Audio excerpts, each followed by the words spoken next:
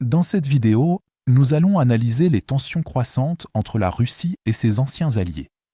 Ici, les mêmes pays qui autrefois étaient sous le même parapluie stratégique que la Russie sont désormais devenus le plus grand défi de Moscou. Dans ce contexte, les anciens alliés de la Russie s'unissent un à un pour forger une nouvelle alliance anti-russe, resserrant l'étau autour de Moscou de toutes parts. Récemment, il y a eu de vifs débats parmi les Russes selon lesquels les anciens États soviétiques que sont l'Estonie, l'Arménie, l'Azerbaïdjan et l'Ukraine auraient formé une nouvelle alliance appelée le Commonwealth d'Eurasie, tout en excluant délibérément Moscou. Des sources d'informations affiliées à l'État russe rapportent que ces discussions visent activement à concrétiser une alliance de la CEI sans la Russie. Cependant, il est important de souligner qu'aucune preuve n'a été fournie pour étayer les affirmations d'une alliance anti-russe et qu'aucune discussion officielle en vue de sa création n'a débuté entre ces pays. Cependant, il est important de noter que l'Ukraine, l'Arménie, l'Azerbaïdjan et l'Estonie sont actuellement les 4 principaux pays confrontés à diverses formes de pression et de menaces militaires directes et indirectes de la part de la Russie, ce qui laisse entendre que l'affirmation russe selon laquelle ces pays formeraient une sorte d'alliance anti-russe cache un agenda dissimulé. La manifestation la plus évidente de l'objectif caché de la Russie pour réaliser cet agenda se voit déjà dans ses actions agressives contre l'Ukraine. La Russie a annexé la Crimée en 2014 et en 2022 a fait monter le conflit jusqu'à une invasion à grande échelle.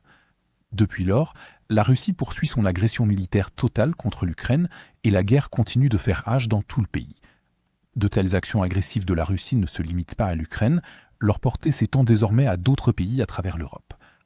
Parallèlement, l'Arménie subit une pression politique et économique intense de la part de la Russie. Après que le pays a officiellement quitté l'alliance militaire de l'OTSC, suite à l'inaction de la Russie lors de la dernière guerre du Haut-Karabakh, l'Arménie a pris des mesures majeures pour approfondir ses relations avec l'Union européenne, l'alliance de l'OTAN, ainsi qu'avec ses anciens voisins adversaires, la Turquie et l'Azerbaïdjan.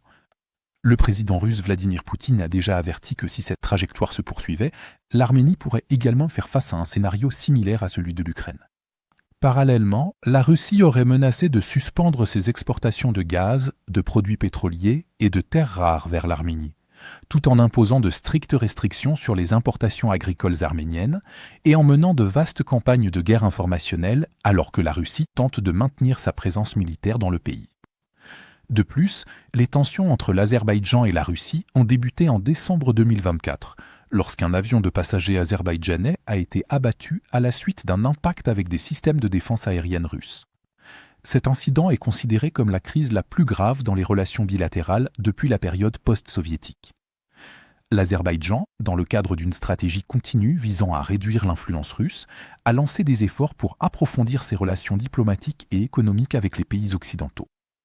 Dans ce contexte, l'Azerbaïdjan a rejoint le nouveau projet de corridor de transport de Zangezur, contournant les routes de transport traditionnelles contrôlées par la Russie. Par conséquent, l'influence de longue date de Moscou sur les flux commerciaux dans le Caucase du Sud va progressivement s'affaiblir, ce que la Russie perçoit comme un défi stratégique direct. Dans le cas de l'Estonie, la pression russe est en grande partie de nature hybride, évitant l'agression militaire directe au profit de tactiques indirectes, telles que l'interférence des signaux GPS, la cyberguerre et la guerre informationnelle par la diffusion de désinformation, ainsi que la création de tensions sécuritaires et séparatistes dans les zones frontalières. Par ces mesures, la Russie tente de saper la stabilité interne de l'Estonie, une approche largement considérée comme faisant partie d'une stratégie plus large de pression politique et stratégique, similaire à celle exercée sur l'Ukraine avant le déclenchement de la guerre dans le Donbass. Dans cette optique, l'affirmation concernant la formation d'une alliance anti-russe au sein de la CEI, sans preuve, s'inscrit dans quelque chose de plus vaste. Depuis longtemps, une idée prévaut dans le discours d'État russe selon laquelle le pays serait encerclé par des forces occidentales et aligné sur l'OTAN.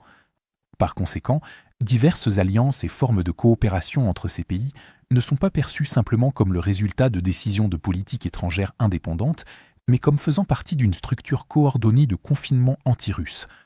À travers cette interprétation, la Russie renforce avant tout les sentiments nationalistes de son propre peuple et présente les décisions souveraines des pays voisins comme faisant partie d'un complot occidental. Ce faisant, la Russie peut systématiquement construire un sentiment de crise existentielle, se présentant comme un État en insécurité et sous menace constante. L'efficacité ultime de ce récit fondé sur la peur réside dans sa capacité à fournir une justification préétablie à toute future agression militaire, présentée comme une réponse défensive aux yeux de l'opinion publique, tant nationale qu'internationale. Sa manifestation concrète a déjà été observée dans le cas de l'Ukraine, et l'on craint également que des stratégies similaires ne soient répétées à l'égard d'autres pays voisins. Globalement, la Russie exerce simultanément une pression militaire, économique et cybernétique sur l'Ukraine, l'Arménie, l'Azerbaïdjan et l'Estonie, tout en présentant ces mêmes pays comme des conspirateurs complotant contre Moscou. Cela indique que l'accusation ne reflète pas la réalité, mais constitue plutôt un récit stratégique construit pour légitimer les propres politiques agressives de la Russie et ses actions potentielles à venir. Parallèlement, la motivation principale derrière ce récit est la crainte de la Russie de perdre son influence historique et sa domination régionale. À mesure que les pays de la sphère d'influence post-soviétique s'orientent de plus en plus vers l'Occident, Moscou présente ce changement non pas comme le résultat naturel de leur choix de politique étrangère indépendant, mais comme faisant partie d'un complot externe délibéré. Pour regarder des images de combats non censurées que nous avons utilisées dans ce reportage, consultez notre carte interactive d'actualité. Ici, nous ne sommes pas limités par les politiques de YouTube et nous pouvons enfin vous montrer la version complète et non coupée de ce qui s'est réellement passé. Mais ce qui est encore plus important, c'est que cette carte vous donnera accès à toutes nos analyses des événements majeurs, bien au-delà de ce que nous pouvons inclure dans nos courtes vidéos quotidiennes. Enfin, nous lançons officiellement la deuxième génération de notre carte interactive. Ce que vous voyez à l'écran en ce moment est une version considérablement améliorée et bien plus puissante de la carte, avec encore plus de fonctionnalités avancées et d'outils d'analyse de l'actualité. Pour célébrer le lancement de la nouvelle carte, nous lançons également une promotion de 50% sur tous les abonnements. À partir de seulement 4,99 $, vous bénéficierez non seulement d'un accès premium à la carte, mais vous débloquerez aussi toutes nos mises à jour stratégiques exclusives, nos aperçus du front et nos vidéos de géopolitique stratégique. Alors, cliquez sur le lien dans la description pour devenir membre exclusif de notre communauté. Je remercie sincèrement tous ceux qui ont choisi de nous rejoindre. Votre soutien compte énormément pour nous.